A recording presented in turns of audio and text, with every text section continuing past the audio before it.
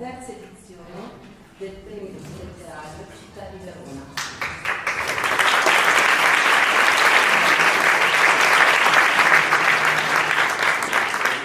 Questo premio si chiama Oggi è domani e questo accento sulla E non è messo a caso, perché le scelte che facciamo oggi avranno sicuramente una ripercussione sul nostro domani. Quindi bisogna farle con intelligenza. Bisogna farle con intelligenza. No, non siete pronti. No. Allora, proviamo. Stiamo provando. Questa per esempio non è stata un'ottima scelta così. Ok. Lo spostiamo un pochino, se no è troppo. Bene. Allora dicevo che le scelte bisogna farle con intelligenza. Questo io parlo lo stesso, tanto mi sentite, vero? Alzo un po' il tono. Allora, si sente meglio, lo tengo giù. Ok. Allora, questo premio degli anni ha avuto dei temi. Il primo anno il tema era il futuro che è già. Il secondo anno era un nuovo inizio e quest'anno invece è la vita è adesso. Io approfitterei, siccome abbiamo il maestro Giacomino Guannellino sul palco, per sentire una piccola introduzione con questo brano di Baglioni che insomma tutti conosciamo. Prego.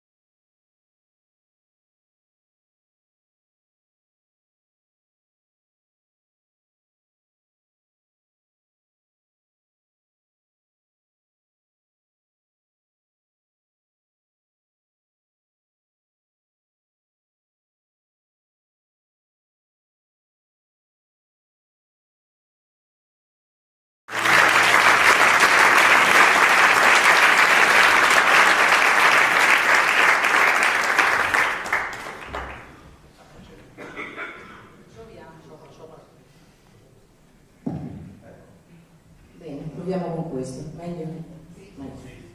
Ok, allora dicevamo i temi di questo premio.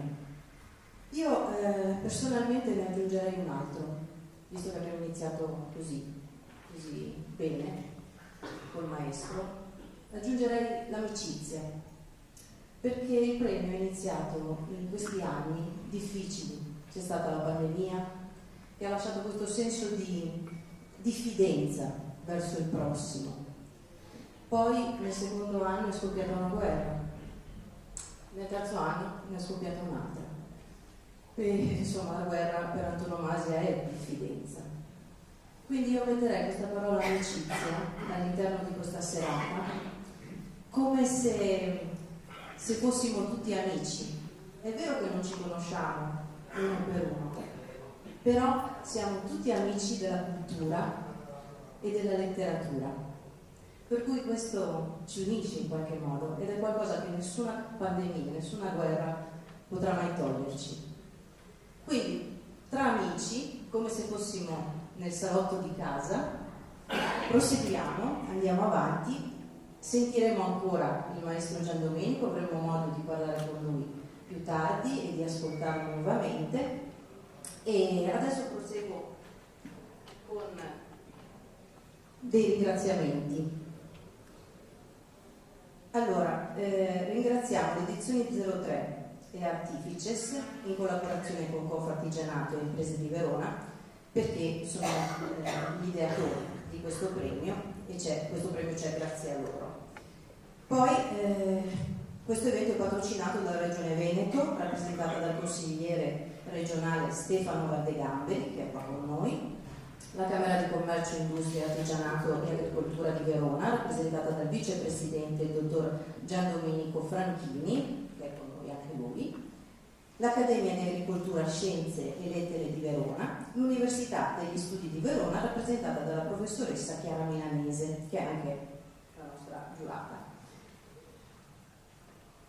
Un altro ringraziamento io lo farei al Circolo Unificato dell'Esercito di Castelvecchio, perché ci ha ospitato in questa splendida sala quest'anno, e chiamerei il tenente colonnello Passante, che volevo farvi un saluto, se ha il piacere di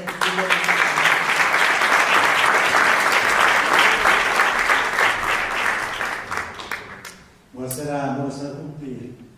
Sono stato già presentato, sono il tenente colonnello Luca Passante e sono il direttore del Circolo Unificato dell'Esercito Italiano. Per me è un piacere ospitare questa edizione, la terza edizione del Premio Letterario Città di Verona, e anche perché questo circolo, dovete sapere, è istituito dalla Forza Armata, è vero, ma è un circolo che si presta per eventi culturali, quindi la Forza Armata ha tutto l'interesse a ospitare questo genere di attività, perché è il modo migliore per relazionarsi con la città di Verona, qui in questa sede, ma comunque con tutti i cittadini italiani. Quindi ringrazio in particolare tutti voi di essere venuti a questo evento, ringrazio le autorità politiche e i personaggi dello spettacolo della televisione che sono presenti in questa sala. Buona serata e buon proseguimento.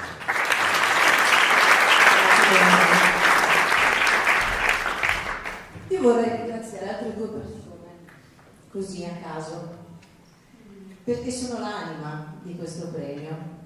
Una è Enza e l'altra è Giovanni.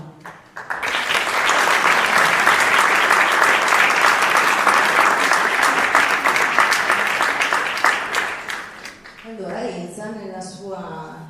ecco, no, aspetta un attimo, dico qualcos'altro, allora aspetta. Allora, questi due ragazzi, questi due amici, visto che siamo in tema di amicizia, sono dei coraggiosi, perché ci vuole coraggio, ci vuole determinazione, ci vuole impegno, passione, tempo lontano dalle famiglie per portare avanti una cosa come questo premio, perché è una cosa grossa, no? Nonostante qualche aiuto, però quelli che fanno poi alla fine siete voi. Allora Enza, nella sua infinita professionalità, mi aveva preparato una pagina intera di cose da leggere sull'Artifices, su edizione 03. Però io ho pensato, perché non coinvolgere lei e farle raccontare a lei queste cose, che adesso mi è andata nel pallone, per cui non so, lo facciamo, sì. Dai, riprenditi di forza. Allora, le edizioni 03 e Artificers cosa sono? Cosa fanno? E diciamo questo premio come nasce, come vi è venuta l'idea? Ok? Ce la facciamo? Incoraggiamo.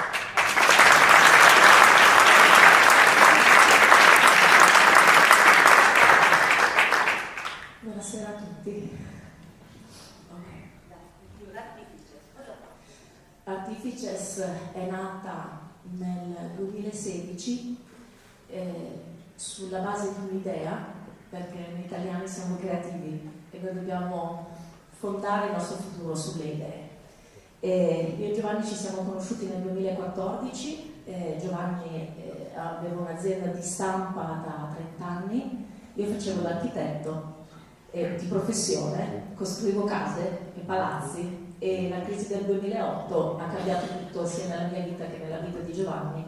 Nel 2014, quando ci siamo incontrati, eravamo tutti e due nel periodo del post sfida, perché la crisi del 2008 si è protratta non per uno, non per due, pensi per 3, 4, 5 anni. E abbiamo messo insieme le nostre idee e abbiamo creato qualcosa di innovativo, che è dare la possibilità a chiunque di pubblicare le proprie idee e lasciare che sia il pubblico a giudicare e non gli editori.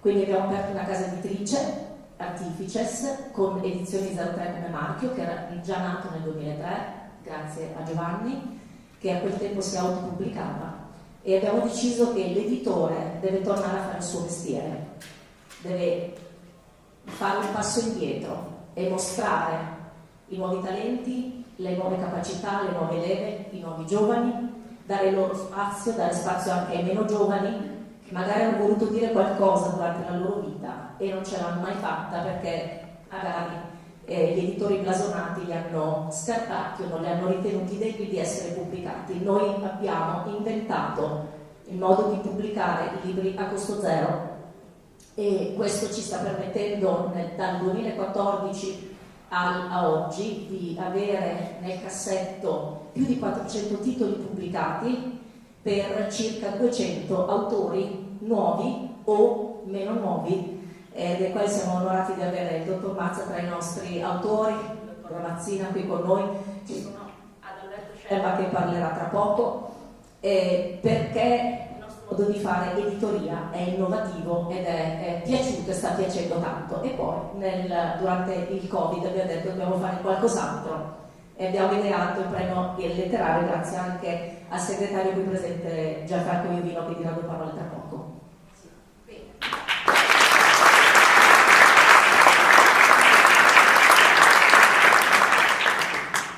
Allora, ringraziamo ancora un paio di sponsor che sono Air Corporate, doveva esserci Jacopo Chioni ma non c'è, è malato, purtroppo lo salutiamo, gli facciamo tanti auguri, e Radio Rete 2000 che invece è qua con noi, con il nostro DJ Michele Di Biase, ecco, che salutiamo. Allora, io direi che possiamo proseguire parlando di qualcosa che insomma potrebbe essere una novità, ma potremmo anche lasciarla per dopo, no? Sì. Ok. Allora, io adesso personalmente proverei a presentare un po' meglio il maestro Giandomenico Anellino, perché magari il nome non è così conosciuto, ma tu hai, visto che siamo fra amici, tu hai lavorato con centinaia di artisti, e dico centinaia perché è vero, insomma, non è così per dire. Artisti italiani, artisti internazionali, hai fatto il giro del mondo insieme a loro, seguendoli, affiancandoli più che altro nei loro tour. Allora, dicono che dietro a un grande uomo c'è sempre una grande donna. Qua invece io penso che di fianco a dei grandi artisti ci siano sempre altri grandi artisti. Quindi mi piacerebbe sapere come ti sei avvicinato a questo mondo, come ti è venuta l'idea di seguire questi artisti, come è nata la tua passione per la musica. Tanto buonasera a tutti. Diciamo la cosa è stata molto semplice perché sono stato abbastanza fortunato, perché già a 6-7 anni sapevo cosa avrei voluto fare, ci sono riuscito, e sempre comunque grazie all'impegno.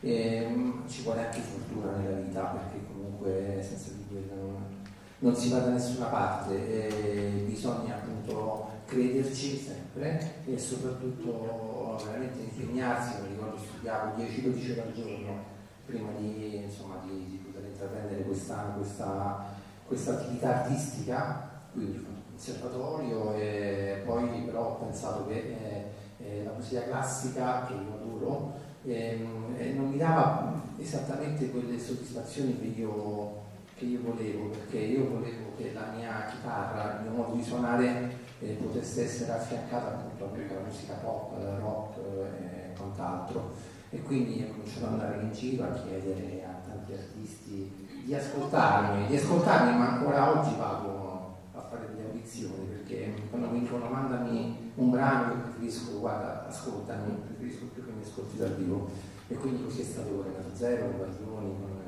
con Zucchero, con Riccardo Cocciante, con il quale ho fatto peraltro una grande opera, ma sicuramente insomma Veronini e tanti altri. Poi qui ho anche qui ho operato anche insieme amico Enrico Garnero, che è presente, al quale faremo un grande applauso, che con me organizza il concerto di Natale in Vaticano veramente da meno da 10 anni, e quindi abbiamo fatto tanta bella strada insieme. Sono contento che sei qui ad ascoltare insomma questa chitarra e soprattutto a presenziare questo premio. E quindi dico, bisogna avere coraggio, è una cosa che dico, che non bisogna fare le cose meglio degli altri, ma è sempre meglio farle in modo diverso, ecco, che forse è la chiave per arrivare da qualche parte, quindi non copiare nessuno e essere coraggiosi, questa è la cosa più importante.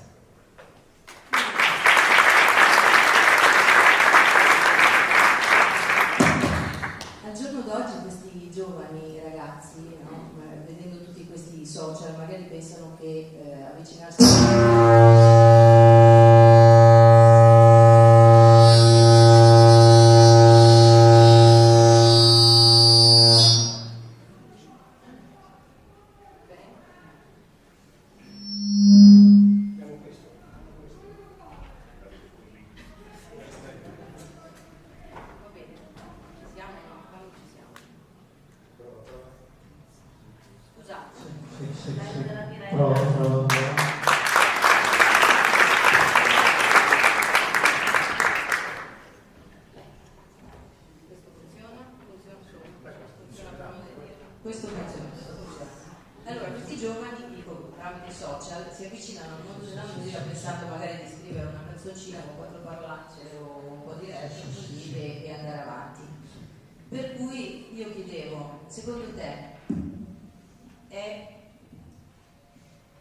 secondo te il fatto di magari prepararsi, studiare, è ovvio che sia quello che uno deve fare quando si avvicina al mondo della musica, ma c'è una virgoletta, qualcosa tipo la passione, tipo qualcosa del genere che tu ti senti di consigliare come spunto per vedere se veramente è la loro strada a questi giovani che volessero avvicinarsi al mondo della musica? Intanto io dico che io non guardo i talent, questa è una cosa che volevo dire, perché secondo me non è giusto mettere sul palco delle persone che hanno 18 anni, fargli conoscere il grande palcoscenico che poi magari dopo un anno venire dimenticati. A me è capitato anche di accompagnare un paio di ragazzine che hanno partecipato a dei programmi molto importanti, come Ti lascio una canzone e altri, e il problema è che queste ragazzine a 13 anni, magari a 12 anni sono state in un palcoscenico importante, poi magari la voce è cambiata, non hanno più potuto continuare questa carriera e sono entrati in depressione. Quindi io dico, una volta la televisione amplificava il successo del teatro, delle infatti c'erano persone come Enzo Trapani che andava nei teatrini, nei posti a trovare appunto la smorfia, Massimo Tunisi, e poi li portava in televisione. Adesso invece sembra che sia il contrario, cioè prima si va in televisione e poi si fa una carriera, ed è un peccato che magari appunto tanti giovani talenti, magari perché non arrivano primi, arrivano terzi a X Factor, magari poi non trovano più spazio. Quindi io dico soltanto che bisogna appunto, la cosa più importante è studiare ma tanto veramente, e poi, come ho detto prima, credere che i sogni si possono realizzare.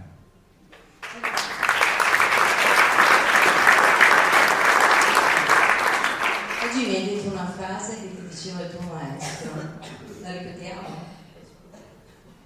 Ma sì, è una frase molto semplice però che porto nel cuore, perché mi disse, chiamandomi per cognome, perché giustamente io appunto al mio maestro, anche sempre di lei ancora, mi disse: Anellino, non servi la musica, non ti servire della musica, e questa è la cosa che ho fatto nella mia vita.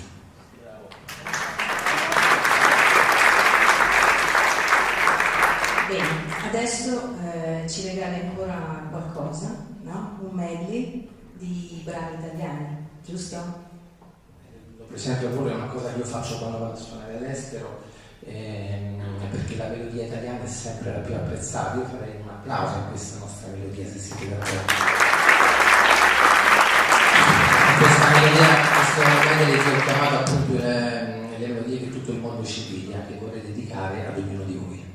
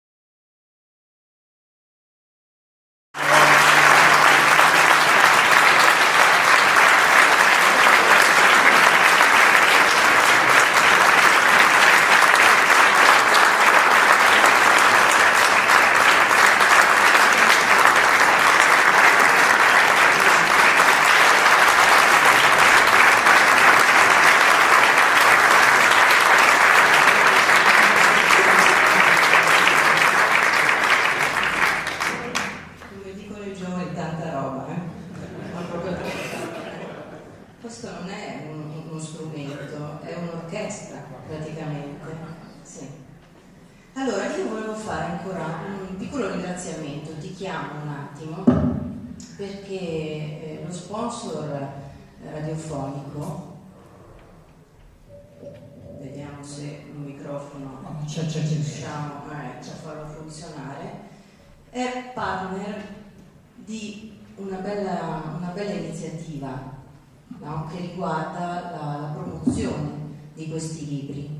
Voi vi servite della radio per la promozione di questi libri e Gianfranco Iovino, che chiamerei qua, così vi lascio i due microfoni e ve la vedete fra voi due. No, ecco. Allora funziona tutto. Un applauso al segretario. Grazie. Lui è il segretario del premio e voi avete questa bellissima collaborazione radiofonica, no? Per promuovere, quindi spiegatecela un pochino. Sì, inizio io, poi ti lascio la parola. Come dicevo prima, il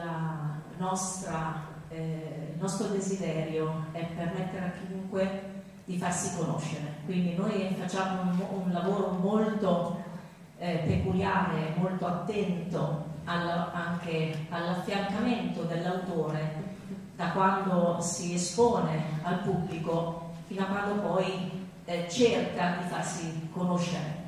Quindi noi promuoviamo le attività di presentazione dei libri attraverso classiche presentazioni nelle librerie, nelle biblioteche, piuttosto che in altre location pubbliche, però abbiamo ancora una volta inventato qualcosa che si chiama Autori e Letture, una rubrica radiofonica che lascio a Gianfranco spiegare. Sì, e poi abbiamo anche Michele. Con DJ Michele Piase, un applauso. Io credo sì. No, volevo fare solo un cappello riferito a questa terza edizione. Purtroppo, per merito, è partita da una mia idea, perché l'idea che Verona, su cui è stata incentrata una tragedia che conoscono in tutto il mondo, per il fatto stesso che venga etichettata come la città dell'amore, era inammissibile per me che non ci fosse un premio Città di Verona dedicato alla cultura e non finalizzata solo a quello che è stato, ma a quello che è e a quello che sarà.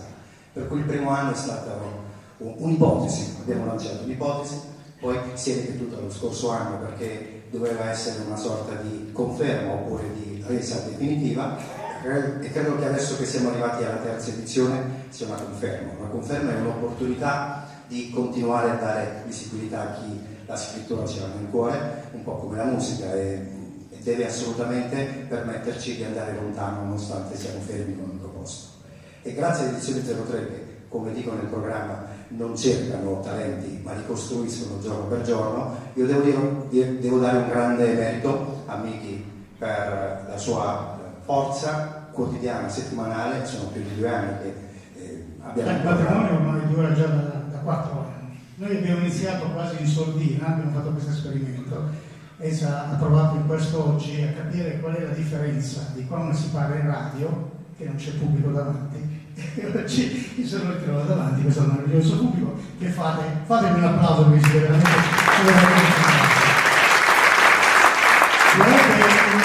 il nostro matrimonio è iniziato da 4 anni e sta funzionando benissimo, perché una radio che trasmette cultura non solo a livello di programmi musicali ma anche cultura a livello letterario è veramente cosa di grande ordine. E effettivamente noi ogni 15 giorni, ogni 2 settimane noi facciamo questo programma, che con Gianfranco ci siamo unità con la staffetta e presentiamo appunto questi autori proposti da Edizioni 03. Ovviamente andiamo ad abbracciare tutto lo scibile umano, perché parliamo di fotografia, parliamo di letteratura, parliamo di medicina, parliamo di tutto, ed effettivamente il pubblico sta rispondendo molto molto bene a questo nostro dare cultura, fare cultura a livello radiofonico, che è molto diverso da farlo a livello televisivo. E credete, Gianfranco sa qualcosa, gli tocca leggere tutti i libri la notte, gli tocca fare tutte queste domande incredibili per capire e far capire effettivamente di cosa stiamo parlando, e questo grazie a Edizioni 03, a Giovanni e a Elsa. Grazie. spero che questo sia soltanto un instradamento e di trovarci qua alla 10ª edizione quando poi faremo una grande festa. Certo. Abbiamo l'arena qui a 2 passi, no? Allora, non ci basta più questo sì, non ci spazio. basta più. Grazie, buonasera a tutti. Grazie a tutti. Grazie a voi. Io direi che siamo pronti per entrare nel vivo delle premiazioni. Io presenterei la giuria intanto. Perfetto. Se volete alzarvi per dare un salutino alla sala di amici. No? Allora, il presidente della commissione di giuria è Mauro Mazza.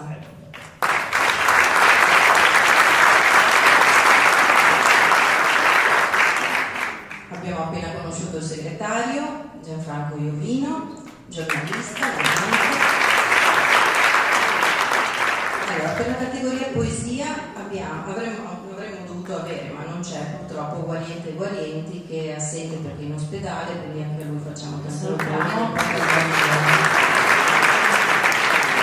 Per la categoria racconti, in giuria insomma abbiamo Giancarlo Volpato ed Elena Cardinali.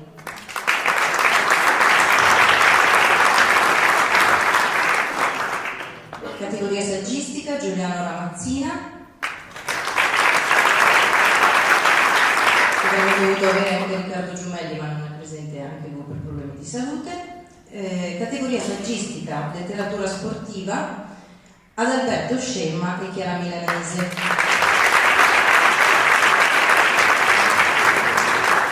Categoria narrativa, il presidente di giuria è sempre il dottor Mazza. Il giurato Davide Damiani, che non è presente per motivi di lavoro invece, che però era il vincitore dell'edizione 2022, quindi da vincitore è stato promosso a giurato.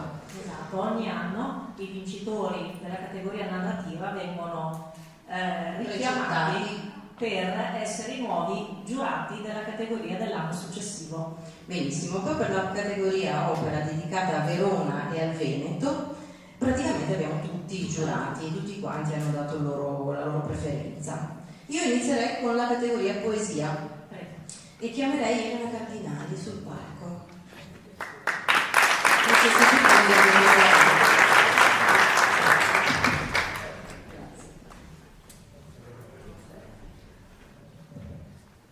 Sono in supplenza. Sì, allora io volevo chiederti, ormai siamo abituati a sederci, quindi sediamoci. Allora, volevo chiederti, la categoria poesia non è che sia così semplice. Apparentemente, sì. Perché uno pensa a una cosa breve, magari insomma è facile da giudicare. Invece io mi chiedevo come si sceglie una bella poesia rispetto a una che vale poco. Quali sono i parametri?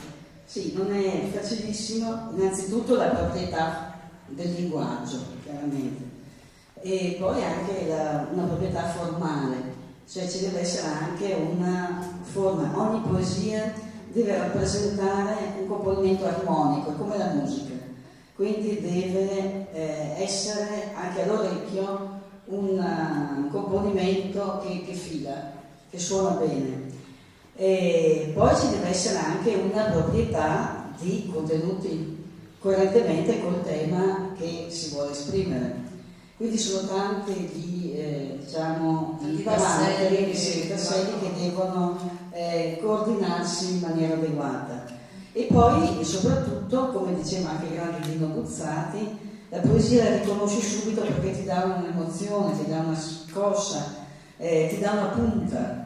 Quindi deve essere qualcosa che immediatamente colpisce la tua attenzione, il tuo sentimento, che ti dà quasi una scossa elettrica. Comunque ti provoca un'ondata emotiva, come la musica. Bene. Allora quest'anno pare che questa scossa l'abbiano diciamo sentita per questo secondo classificato, Elisabetta Liberatore, che purtroppo è assente, anche lei per problemi di salute, la salutiamo, no? E con la poesia Mutamento. Lei riceve una targa, no? Io dico quello che riceve una targa, un buono del valore di 150 euro applicabile sull'acquisto di 15 copie stampate della pubblicazione dell'opera collettiva. Ok?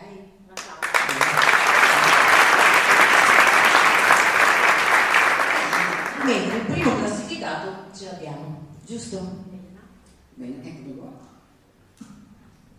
Luca Marastoni, con la poesia Nei tuoi sogni in cielo.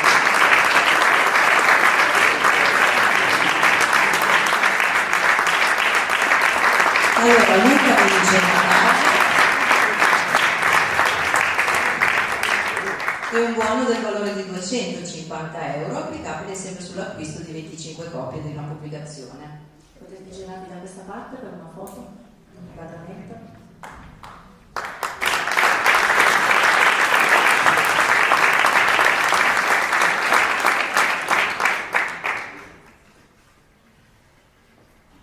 Grazie, complimenti. È previsto che il nostro Luca lega la poesia, però. Sì, Giusto? adesso il libro e il premio. Ok.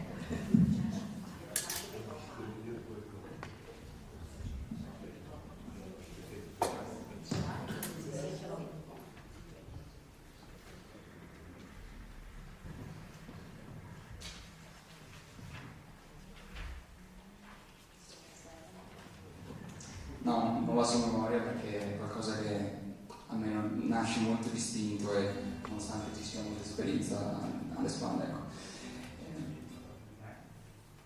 Gioca a nascondersi all'ombra del mondo quel tempo che, assieme a te, lento sfiorisce. Ora si infuoca e arde di vergogna, ora sussurra gelide parole. Tutto quel tempo che per tutti è condanna, per te è presente, domani che nell'oggi si specchia. Ma sei tu come serpe, sei pelle nuova, lento ricambio di giorni sepolti, perché quel sino in quel ventre che uomini non genera, ma di uomini si sfama, germoglia il tuo fiore e vivace si apre alla vita.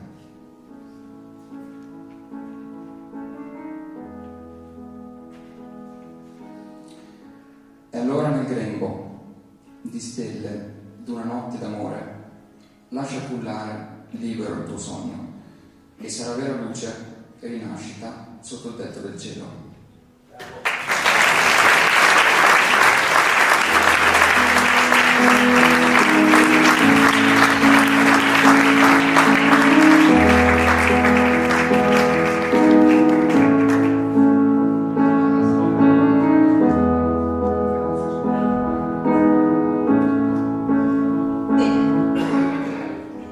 Passiamo alla categoria racconti.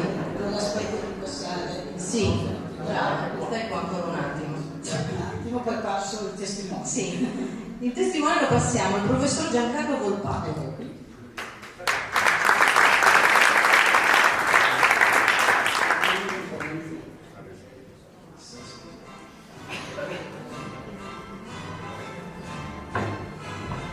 Allora, in questo caso abbiamo solo un primo classificato. Grazie. Patrizia Masci, se ci raggiunge sul palco. Sì.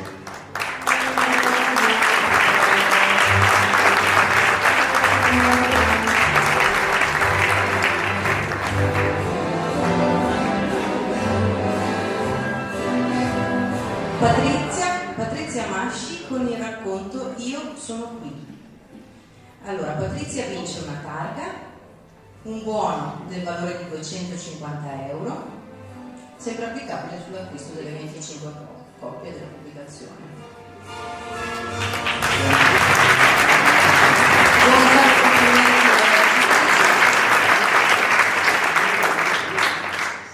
Io non conoscevo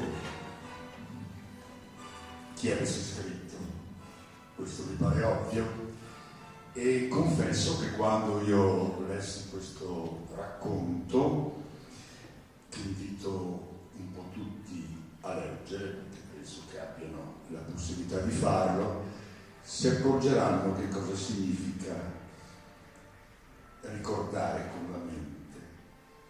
È un po' il vecchio, sempre antico problema di questa bellissima Valeria, no? Che va in coro e che un giorno si accorge che questo Valide la guarda col sorriso, no? È questo. Ed piano piano capirà che non era ciò che aveva dimenticato che è importante, ma ciò che invece gli stava di fronte. E un po' su questo aspetto io credo che tutti lo sanno, ne ho parlato esattamente giovedì sera alla letteraria in una conferenza diversa, ma lo ripeterei sempre qui, in questo luogo dove abbiamo presentato tantissimi libri, perché è uno dei momenti importanti sul quale noi dobbiamo stare attenti. Se non piangere di sera perché non puoi vedere il sole, le lacrime ti impediranno di vedere le stelle. Bellissima, bellissima questa frase. Bene, facciamo una foto di rito allora con la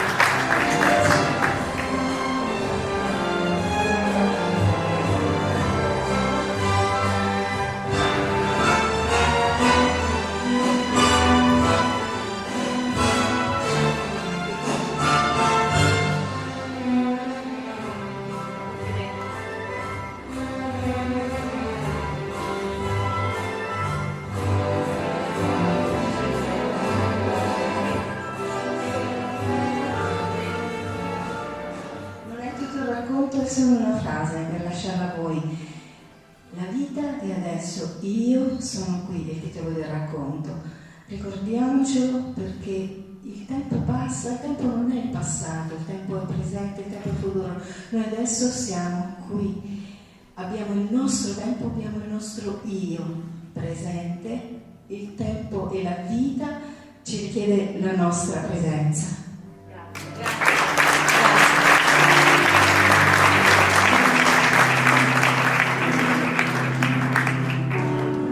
Bene, siamo giunti di nuovo a un altro momento magico che ci regala il nostro maestro, grande maestro, col suo poderoso strumento, questa volta dedicato a Lucio Battisti. Maestro.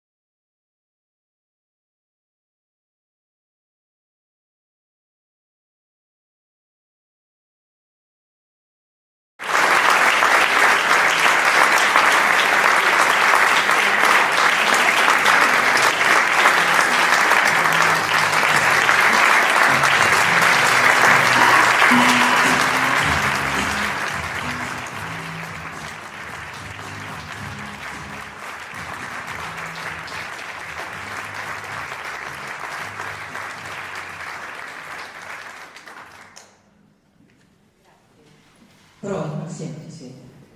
Grazie maestro per queste emozioni che ci regali, perché sì, prima dicevo lo strumento è poderoso, ma in realtà avete visto cosa fa alle corde di questa chitarra? È pazzesco, le pizzica, le maltratta, le solletica, la carezza.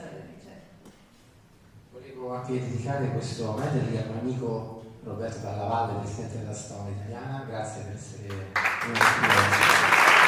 e naturalmente anche al mio carissimo amico Mauro Mazza. Grazie Mauro. Mauro Mazza ha portato una sorpresina per noi, poi ne parliamo. Allora, passiamo alla categoria saggistica e letteratura sportiva.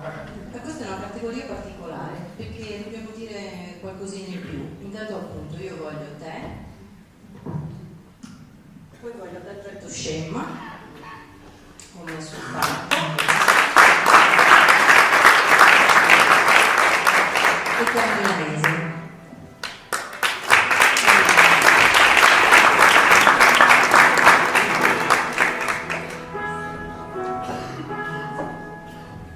Allora c'è qualcosa da dire, no?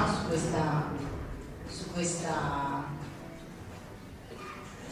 categoria nuova. No, intanto dovresti dire qualcosa tu, perché è qualcosa che avete ideato sempre con 03, con l'edizione 03, questa nuova collana che si chiama La coda del drago, e dici cosa avete ideato, insomma.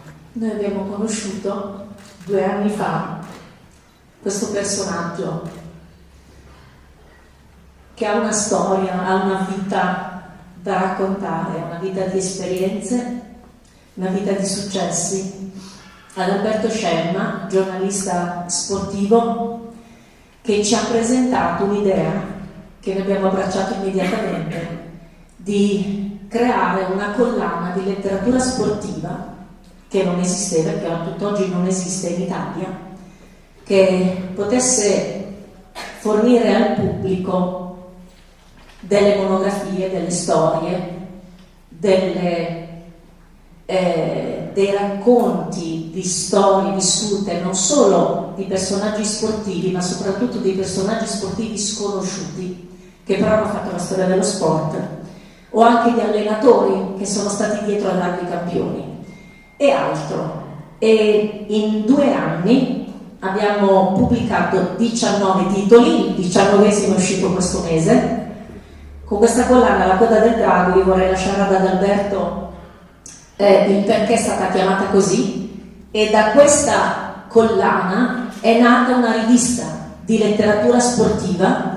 Siamo già al 3° numero, sta per uscire il 4°, abbiamo fatto anche il numero 0, quindi il 5° numero sta per uscire, e tratta argomenti sullo sport, sul fair play, sull'attività non solo agonistica ma di affiliazione e di amicizia, come diceva Manuela, di legami che si creano nella storia dello sport e che ci lasciano segni indelebili, non solo per le medaglie, non solo per i posizionamenti o per la fama o per la gloria, ma per quello che scaturisce dalle relazioni e dalle storie dei singoli atleti.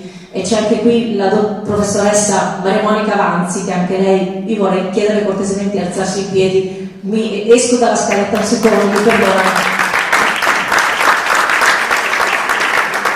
che ha pubblicato con noi un libro unico, particolare, che adesso viene abbracciato probabilmente anche dalle scuole superiori, che racconta di 10 storie, 10 interviste di atleti meno fortunati di altri che però hanno fatto la storia dello sport.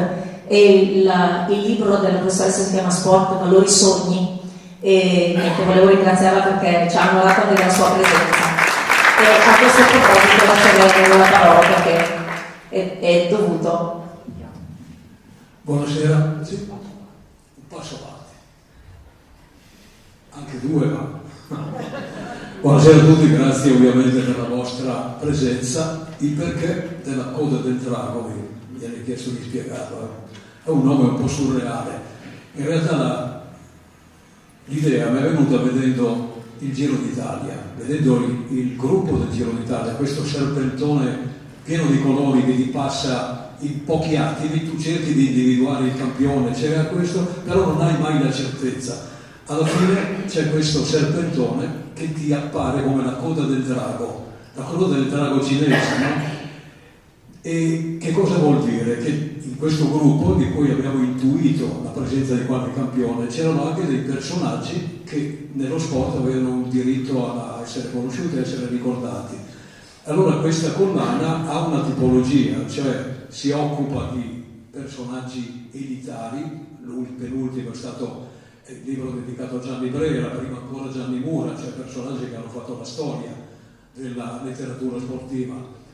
E poi in uscita un anno fa Gilberto Lonardi, che credo poesie sullo sport, un ragazzo di 86 anni che è il letterato numero 1 oggi della letteratura, non soltanto sportiva ovviamente, cacciatore di premi, e ha fatto un libro di poesie sullo sport, La musa prigioniera, che credo che sia qualcosa di unico in ogni caso. E poi personaggi, diciamo, Learco Guerra Junior, per esempio, ha dedicato un libro al nonno, La locomotiva umana, tantissimi altri che sono emersi nel racconto, che avevano la possibilità magari di farsi valere in qualche modo, ma attraverso il libro è stata testimoniata una loro presenza attiva. Ma poi qualcosa di clamoroso, che poi è stato un po' la radice successiva anche di questo premio, in un liceo mantovano, un gruppo di ragazzi sollecitati da un'insegnante visionaria che è Laura Spiritelli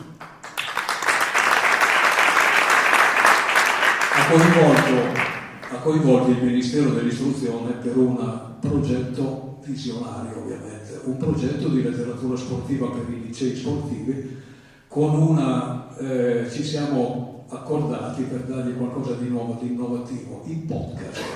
I podcast sono lo strumento più moderno della comunicazione. Serviva per agganciare l'attenzione dei ragazzi qualcosa, diciamo, di nuovo, qualcosa che apparentemente fosse nuovo, perché il podcast in realtà è lo strumento più moderno della comunicazione, ma il più antico, perché utilizza la voce. Allora hanno la stessa funzione oggi che avevano un tempo i cantastorie, i troubadour provenzali, i carri di testi, cioè testimoniare la cultura a gente di poca capacità, diciamo, agli analfabeti. Oggi c'è un ritorno all'analfabetismo perché si legge poco e si scrive poco, e allora il fatto di aver coinvolto i ragazzi a scrivere non per farsi leggere ma per farsi ascoltare, hanno cambiato il modo di raccontare, di raccontarsi, e sono emersi, diciamo, su un progetto innovativo che ha dato, credo anche da un punto di vista letterario, risultati sorprendenti. È tutto.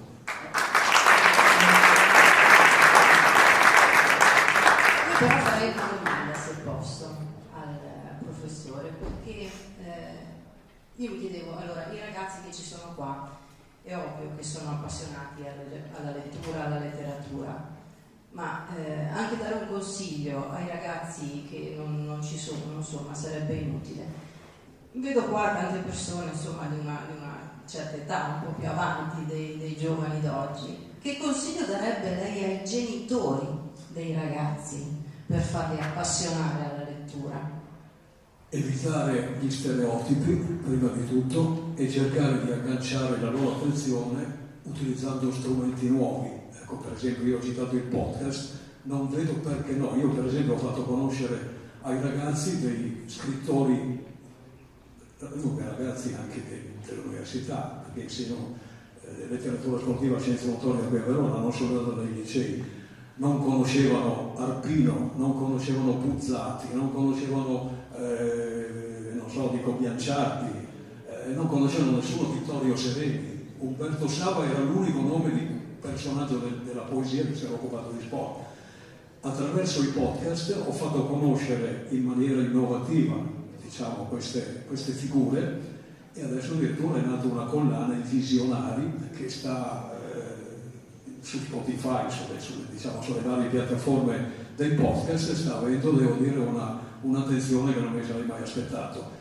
Quindi i genitori devono avere il coraggio, dicevo, di evitare lo stereotipo e di proporre qualcosa di nuovo. E adesso nel campo della comunicazione, della letteratura sportiva, questo è uno degli strumenti innovativi, ma non è l'unico ovviamente. Bisogna attivare la creatività e non è poco. Speriamo che la seguano in questo consiglio. Quindi abbiamo con noi la professoressa Chiara Milanese, leggo perché è talmente tanta roba, no? È professoressa associata di metodi e didattiche delle attività sportive presso il Dipartimento di Neuroscienze, Biomedicina e Movimento dell'Università degli Studi di Verona.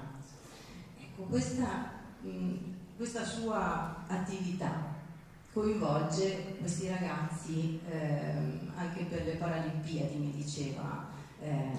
Sì. E quindi ci racconti qualcosa di questa attività? Insomma. Sì, perché negli ultimi 10 anni la mia attività di ricerca si è spostata dallo studio degli sport olimpici agli sport paralimpici, perché credo che anche questi sport meritino la stessa attenzione che hanno gli sport olimpici. E quindi ci stiamo occupando di attività di ricerca coinvolgendo i nostri studenti di scienze motorie in tutte le attività, non solo di ricerca, perché l'anno scorso, per esempio 2 anni fa, abbiamo messo in piedi e siamo stati il primo corso di laurea in Italia in scienze motorie a mettere in piedi una squadra di sitting volley, pallavolo seduta, e con il CUS, il Centro Universitario di Verona, e abbiamo ospitato un raduno della nazionale di sitting con la nazionale della croata. In questi giorni abbiamo avuto la nazionale di paraclimbing, in agosto sono venuti la nazionale della rugby in carrozzina, e in tutte queste attività ovviamente facciamo ricerca coinvolgendo proprio i nostri studenti, sia come attività di tirocinio formativo ma anche per le loro poi tesi di laurea. La ricerca, il focus in particolare è sul sistema delle classificazioni, perché gli atleti paralimpici vengono classificati sulla base del loro livello di gravità di disabilità. Purtroppo però queste classificazioni non consentono sempre agli atleti, cioè non garantiscono agli atleti il diritto di gareggiare in modo equo. E quindi ci siamo focalizzati proprio sullo studio delle classificazioni al fine di avere delle evidenze scientifiche da poter offrire ai classificatori in modo da migliorare questo sistema di classificazione e garantire proprio l'equità di competizione, oltre poi ad occuparci di aspetti che riguardano la salute di questi atleti e anche la prestazione, quindi tutto quello che riguarda gli aspetti tecnici e tattici di gioco, sia per gli sport di squadra che sport individuali. Deve essere un'enorme soddisfazione, voglio dire, far parte di un progetto del genere. Sì, è un'enorme soddisfazione, ma la soddisfazione più grande è proprio lavorare con questi atleti, detti anche speciali, sono speciali in tutti i sensi, perché proprio vedi la passione che hanno nell'aver superato comunque diciamo il trauma. Quasi buona parte di questi atleti prima erano atleti olimpici, poi a seguito purtroppo di traumi, incidenti eccetera si sono trovati o ad avere dei traumi tipo spinalizzati, quindi dover essere in carrozzina piuttosto che amputati, e la forza che hanno queste persone, questi atleti è veramente incredibile. Proprio... sono speciali loro, ma è speciale anche chi li segue, mi sembra. Grazie.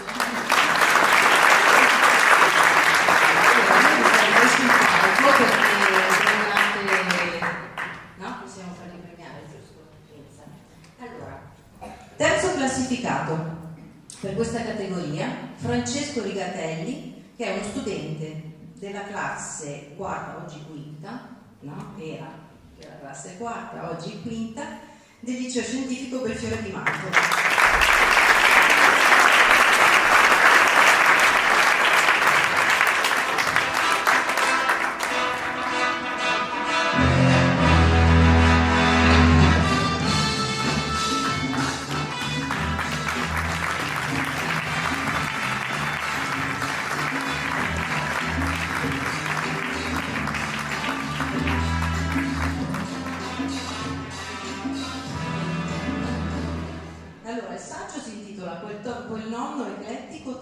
calcio, tennis e sci.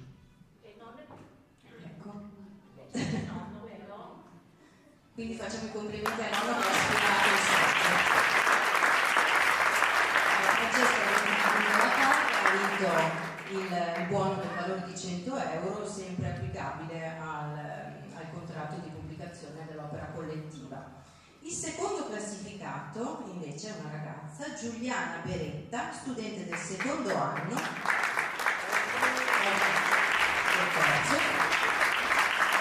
della Facoltà di Scienze Motorie dell'Università degli Studi di Verona, che è ovviamente appunto il nostro patrocinante anche, no? L'Università degli Studi. Il saggio si chiama Doping inarrestabile. Doping inarrestabile. Allora, anche lei vince una carta, un buono del valore di 150 euro.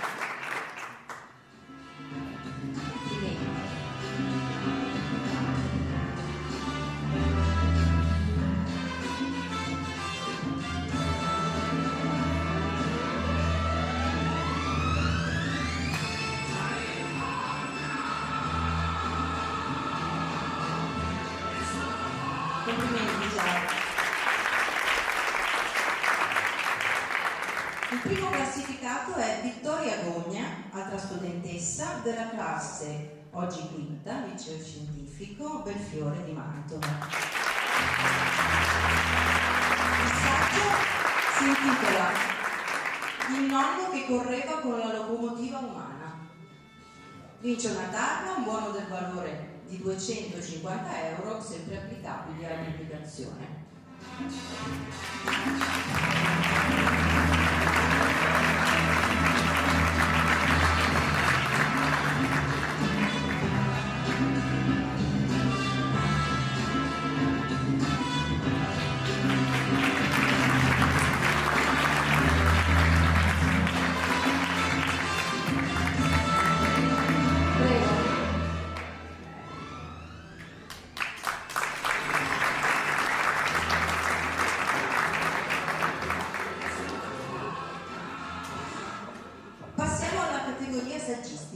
E chiamerei sul palco con me a premiare Giuliano Ramazzina.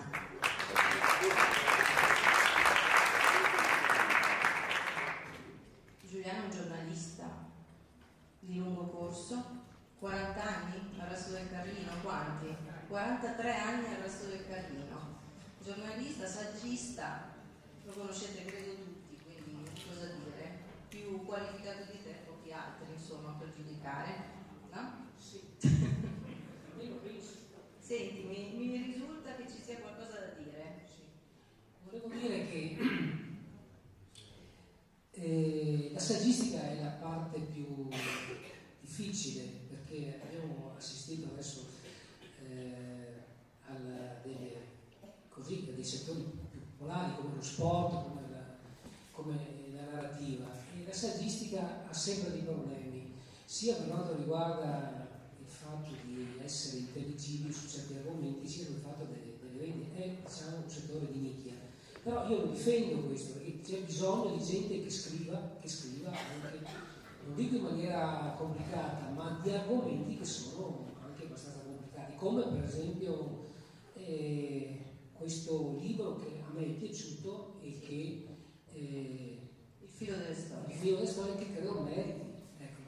Volevo dire a proposito di questo libro che c'è una formula che secondo me è azzeccata, cioè quando si scrive un libro di saggistica c'è sempre il dio dell'autore, no? C'è l'autore che magari parte con delle interpretazioni personali e naturalmente a volte... Chiamiamo l'autore sul palco, sì, intanto, l'autore sul palco. Volevo conoscere... Sì, esatto, Roberta Radaelli. Tra l'altro qui...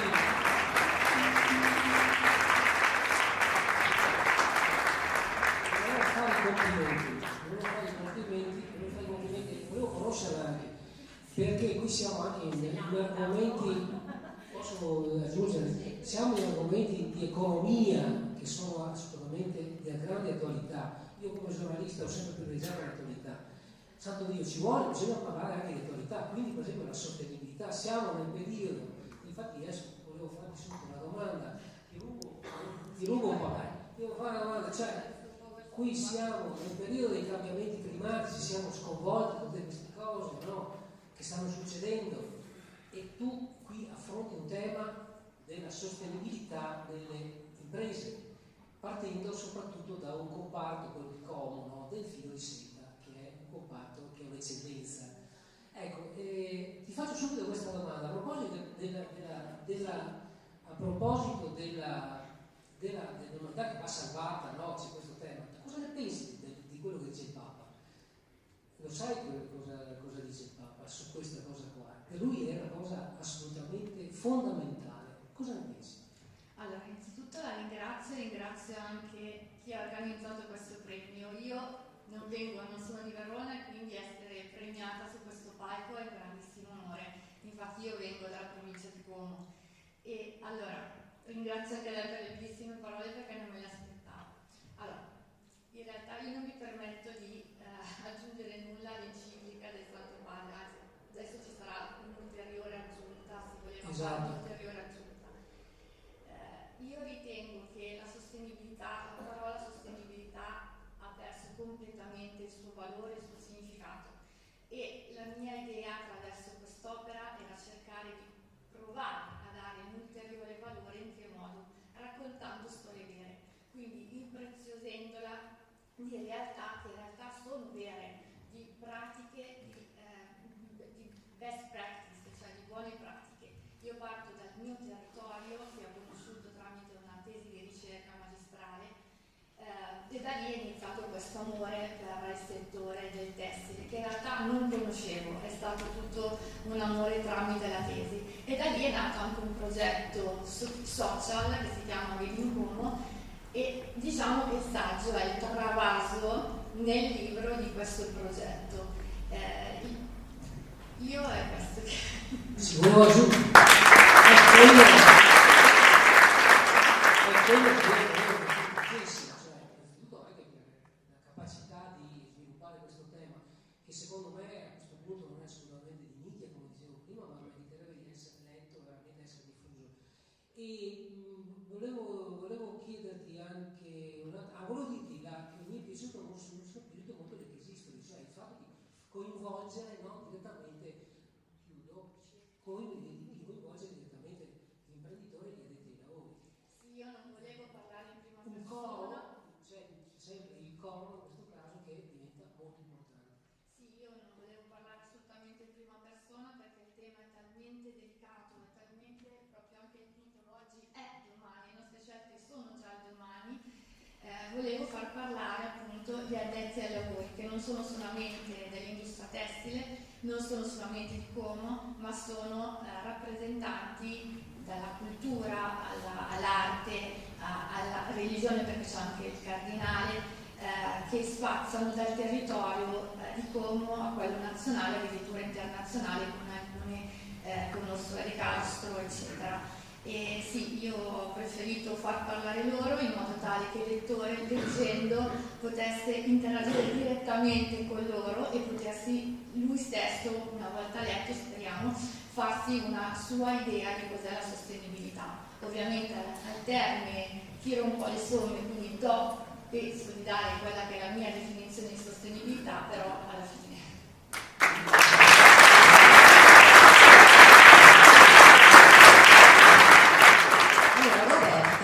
Oltre alla targa vince un contratto di pubblicazione che adesso puoi firmare insieme a Denza.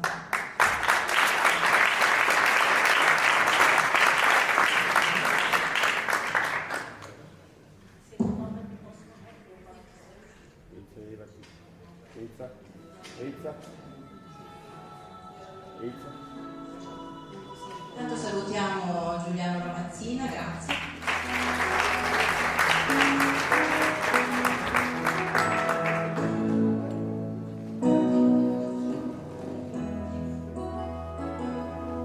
Bene, intanto che facciamo questa firma emozionante, io chiamo sul palco il vicepresidente della Confartigianato, Giandomenico Franchini.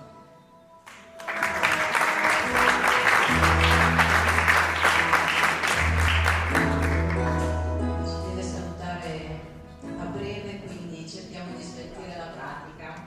Ok. arriva. E premiamo questo secondo classificato a pari merito, sono due in effetti. Una è Sabrina Fummi con il romanzo Le Dio per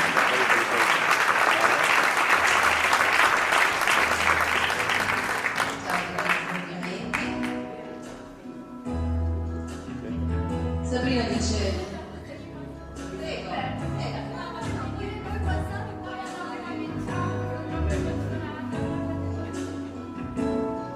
allora Sabrina vince una targa e vince un buono del valore di 450 euro applicabile sul contratto di pubblicazione con l'edizione 03.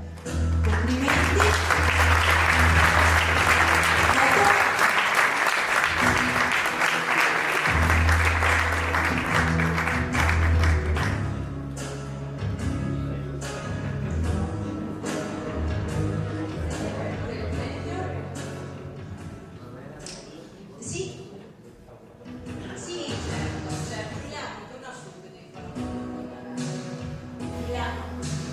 Giuliano, torna su un attimo, non avete fatto la foto.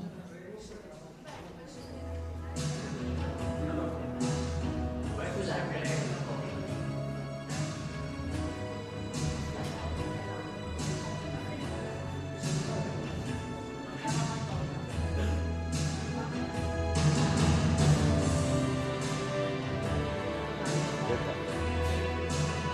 Ok, chiamiamo sul palco il secondo classificato a pari merito è Eugenio Alaio con il romanzo Isabella.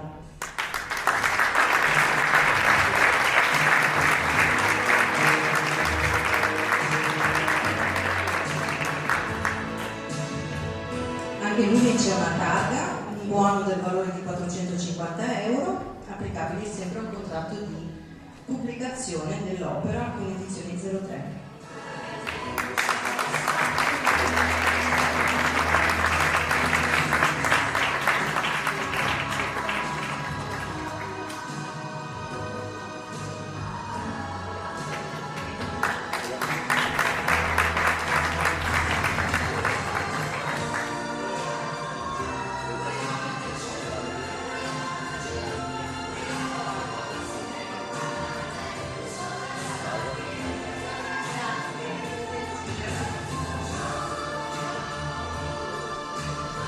Chiamiamo sul palco Mauro Mazza, atletico,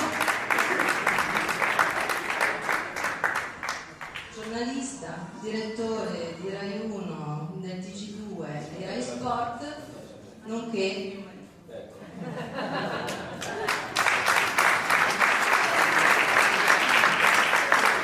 un po' malaticcio, un po' raffreddato. Allora il ricongiungimento familiare l'aveva fatto oggi, dopo Sì. poi vedremo trovare. Lo rifacciamo anche tra poco, però. Sì. Un altro piccolo ricongiungimento. Allora, tu premi il primo classificato che è Armando Cuturi, Non so di vederlo, numero 13. con il romanzo numero 13.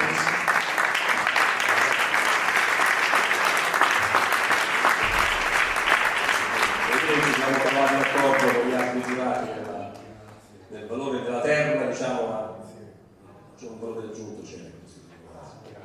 Questo è il primo, come sapete l'esempio. Belli anche gli altri, ma c'era quel non so che.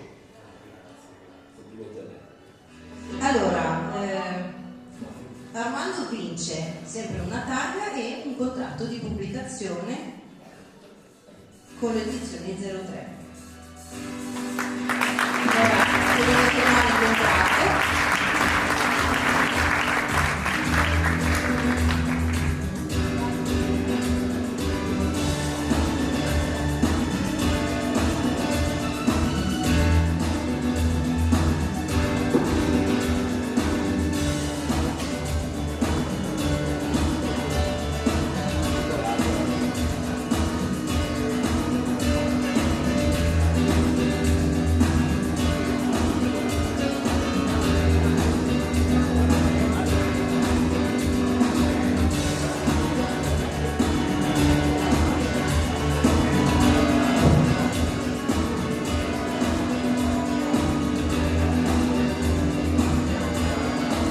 Tutto a posto? Contratto firmato, ci siamo? No, non ci siamo. andiamo avanti? Sì?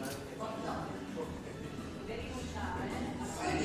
Perché io proprio in settimana ho firmato Due sono in parole con il mio vecchio editore e pensavo di poter decidere tra i due contratti, però se devo firmare al momento, ecco, mi spiace. Vabbè, è comunque una vittoria. No? Ok, grazie. Allora, siamo arrivati all'ultima categoria, dedicata a Verona e al Veneto. Le opere dedicate a Verona e al Veneto. Chiamerei Stefano Valdegamberi, che è consigliere regionale della Regione Veneto. Grazie. Qui abbiamo solo un primo classificato. Abbiamo il primo classificato, Marco Bertoncelli, che vince la categoria narrativa con Saint-Saëns che ride. È un copione teatrale. Vince anche lui una targa e un contratto di pubblicazione. Se vuole dire due parole. Sì, prima la foto, scusate, prego.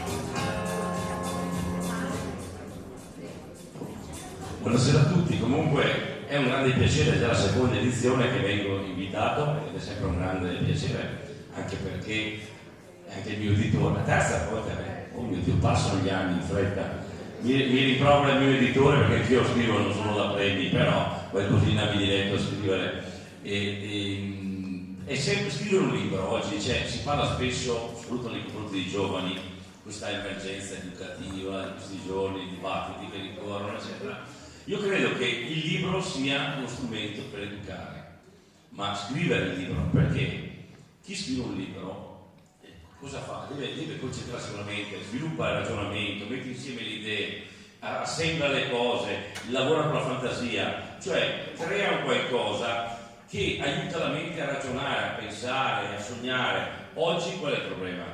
Che c'è tutto sensazione veloce, tutto percezione, non siamo più abituati a fermarci, a riflettere, a pensare, a ragionare, a sviluppare concetti, eccetera. E questa è una grave mancanza. Si diceva prima che ormai non siamo neanche in grado, i giovani, tante volte, anche gli adulti, a scrivere, perché è tutto una chat, una cosa veloce, un messaggio semplificato al massimo, ma questa vita molto dell'istantaneo, della percezione, della sollecitazione continua, che non dà più spazio a riflessione, porta anche poi a secondo me è poco educativa, il senso di responsabilità si acquista anche riflettendo, riportando la razionalità all'interno, ed è la razionalità che spesso manca anche nella nostra vita quotidiana, anche dei giovani, perché non siamo più educati a questo, e la razionalità è una grande prevenzione. Questo è il messaggio che voglio darvi. Questo è il messaggio che ha dato anche Marco con questa sua opera, perché in effetti scrivere in dialetto è una cosa che mantiene le tradizioni. Bene. Complimenti allora.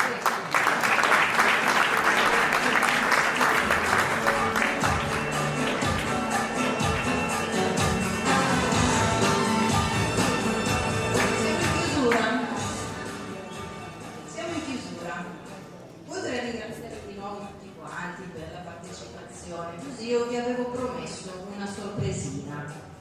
Allora chiederei a mio marito, quando finisce di parlare, si accorge che amore,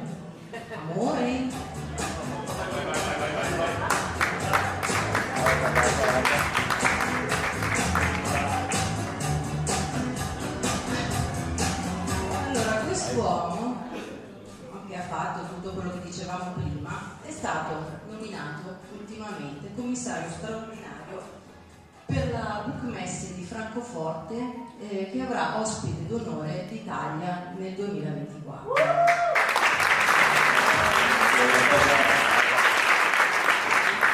un po' di sorpresa perché non mi aspettavo un premio così gravoso e importante. Sono stato nominato a giugno, l'evento è ottobre 24, 16-20 ottobre 24, ed è la più grande fiera del libro del mondo. L'Italia è stata ospite per l'ultima volta 36 anni fa, 1988, c'era ancora il Muro di Berlino, c'era Andreotti, ministro degli esteri, per darvi idea di quanto tempo è passato da allora. E fu un'edizione molto importante, perché l'Italia era sulla scia del grande successo del Nome della Rosa di Umberto Eco. Quindi tutto il grande padiglione, 2000 metri quadrati, allora fu concepito come una rappresentazione dell'opera di Eco, cioè una pazzia, una salita molto medievale. Quest'anno vorremmo proiettarci al futuro, il titolo che ho dato a questa nostra presenza è Radici del futuro, che ha a che fare un po' come oggi e domani, se vogliamo. E il padiglione lo sta preparando per noi perché detto Stefano Poeri, italiano, il Bosco Verticale a Milano, per dire una delle sue opere più famose, e avremo artisti importanti da Verona, stiamo trattando con l'Arena di Verona, che ci portino su la Bohème, che sarà rappresentata l'estate in Arena, poi portata ad ottobre a Francoforte. Una serata importante la sera prima, la prima sera della rassegna, dove speriamo di avere i due capi di Stato, italiano e tedesco, alla nostra inaugurazione, una serata dedicata a Puccini nel centenario della morte di Puccini che cade il prossimo anno. In vista di questo, ho fatto una conferenza stampa a Francoforte un mese fa ormai, e abbiamo presentato un video di 3 minuti, forte, diciamo emozionale ed emozionante, che è un po' la sintesi di come vogliamo presentarci a Francoforte. La musica l'ha fatta quel signore lì, insieme a un altro maestro. Io non ho mai insistito, avevo bisogno di una musica forte. Gli ho raccontato come volevo fare, non vi dico niente, lo vedete, andiamo insieme. E che a un certo punto c'era bisogno di uno scatto della musica per scattare una pagina del libro. Vediamo insieme, poi applaudiamo il video, in bocca al lupo per Francoforte, il maestro del libro un'altra volta che se lo merita tutto. Prego. Sì, vi chiedo di guardarlo con attenzione perché questi siamo noi, questa è l'Italia. E vorrei che ce lo ricordassimo un po' più spesso. Cominciamo da capo. Da capo. Con l'audio.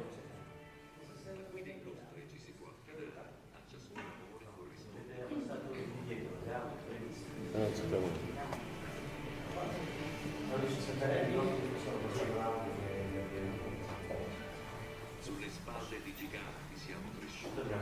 Sempre prendere la diretta.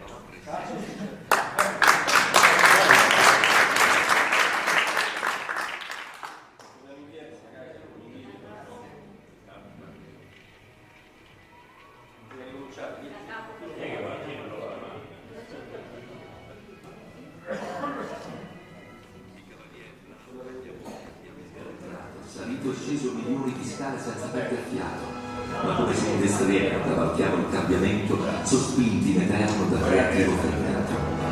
È una storia scritta nel marmo e nel bronzo, con acqua, terra e fuoco, dal Tevere all'Isonzo.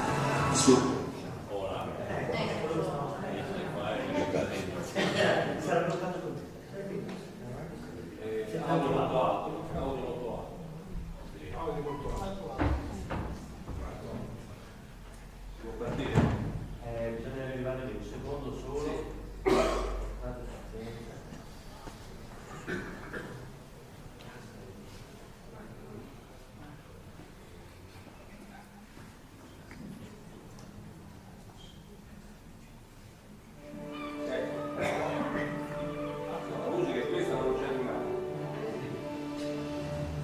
Esistono luoghi magici da visitare per scovare verità e bellezza in ogni dove. A guide illustri ci si può affidare, a ciascun amore corrisponde più di un nome.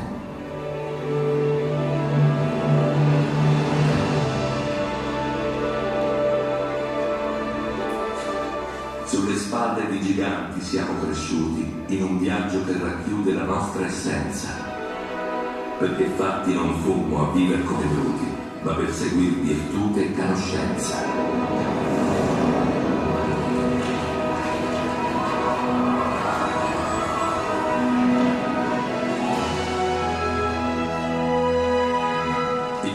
L'arme e gli amori abbiamo incontrato, salito e sceso milioni di scale senza perdere fiato, ma come su un destriero cavalchiamo il cambiamento, sospinti in eterno da creativo fermento. È una storia scritta nel marmo e nel bronzo, con acqua, terra e fuoco, dal Tevere all'Isonzo, scolpita col piomboli nella pietra, da mani esperte la cui maestria ci allieta. Persino nelle piante e nelle pelli, con macchinari antichi e moderni, abbiamo trasferito conoscenza e pensieri a chi domani costruirà su ieri. Su pergameni, manoscritti e libri è esploso il pensiero moderno, passando da colli a interminati spazi che ci fanno sovvenire l'eterno. Saranno forse i mari, le valli, le campagne ad avere in noi impresso il desiderio di costruire montagne. Di spirito, di innovazione non manchiamo e di certo ci porterà ancora lontana. Sappiamo di essere stati fortunati se nella culla della storia ci siamo trovati. Per questo, leggendo spesso, non cerchiamo nuove idee, ma pensieri già da noi pensati. Stringo un patto con te, Israele, che ho avuto un padre dalla testa tua. Sono abbastanza grande ora per fare amicizia. Eppure c'è in noi un'irrequietezza che qualcosa ha a che vedere con la bellezza e col desiderio di spiccare il volo e partire. La vita d'altronde o si vive o si scrive. Viaggiando in ciorato, capitò senza sospetto su un pianeta di cioccolato. Italia mia, infinita sei quando crevi e leggi, e con la conoscenza ti sorreggi. Le tue radici sono eterne e nuove, e il tuo passato appare gigantesco, eppur si muove.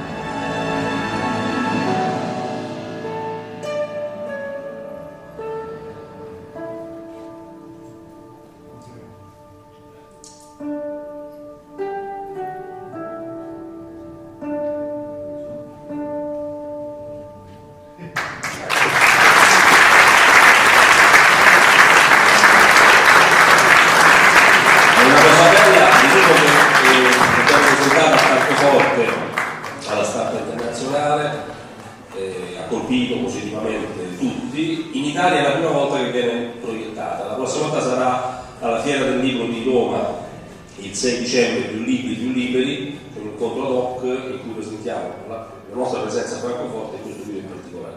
Quindi grazie per l'attenzione. Una cosa buona io la voglio dire, lo facciamo da tanti anni, no? Io quando ero al TG2 lo sfruttavo, lo portavo con me in trasmissione. Una volta in una festicciola che facevamo a casa nostra venne anche lui e c'era un po' di bella gente, si mangiava in piedi, era una trentina di persone, lui si mise sul divano con la chitarra, col sottoparlantino e cominciò a suonare. Un attore molto famoso, che non vi dico, dico io, Sebastiano Somma. Vabbè, insomma, Sebastiano Somma, mi ricordo che diceva è bravo perché nasconde bene la base. Cioè era convinto che oltre la chitarra ci fossero altri 10 strumenti sotto, invece era sotto, come avete visto dal vivo è proprio lui che è proprio un fenomeno e sono contento di averlo portato qui a Verona, grazie anche a Giovanni Renza che ha contribuito il giorno, diciamo.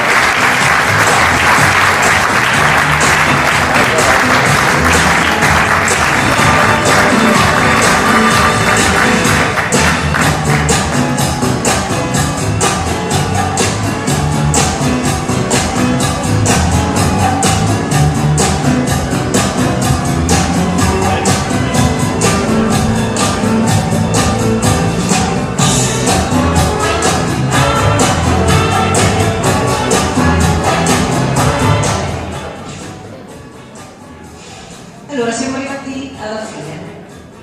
Io vi saluto, vi ringrazio, vi rimando al prossimo anno, nel 2024 con il premio Oggi è Domani, il nostro canto libero. Questo sarà il tema. E vi lascio ancora una volta per chiudere in bellezza, assoluta bellezza, con le note del maestro Gian Domenico Anellino. Posso salutare anch'io, grazie a tutti, e volevo anche dire che vedendo questi giovani che hanno scritto queste cose meravigliose, voglio dire che c'è ancora una speranza, che non c'è soltanto amici.